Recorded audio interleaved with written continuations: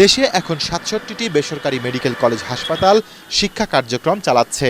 এসব প্রতিষ্ঠানে আসন সংখ্যা প্রায় ৬,৫০০। প্রতিষ্ঠান ভেদে এসব বেসরকারি মেডিকেল কলেজে ৫ বছরের জন্য পড়তে শিক্ষার্থীদের টাকা জমা দিতে হচ্ছে প্রায় ২৫ লাখ। এর সাথে রয়েছে মাসিক ফি ৮ থেকে ১০,০০০ টাকা। সব মিলে সেই খরচ দাঁড়ায় প্রায় ৩০ থেকে ৩৫ লাখ টাকা। স্বাস্থ্য শিক্ষা অধিদপ্তর প্রতি শিক্ষাবর্ষে ফি নির্ধারণ করে দেয়। ১৮ লাখ টাকা দিয়ে ভর্তি হয়েছি, তারপরে তো মান্থলি ৮,০০০ করে দিতে হচ্ছে। বাবার একার পক্ষে এই কস্টিংটা বেয়ার করা খুবই সমস্যা। মিডল ক্লাস ফ্যামিলির যারা আছে তাদের জন্য একটু কষ্টই হয়ে যায়। এমবিবিএস এবং বিডিএস কোর্সের কারিকুলাম বিশ্বব্যাপী প্রায় একই। তথ্যমতে বাংলাদেশে যে পরিমাণ অর্থ এমবিবিএস করতে খরচ হচ্ছে, এর অর্ধেক খরচ চীনে ডাক্তারি পড়তে।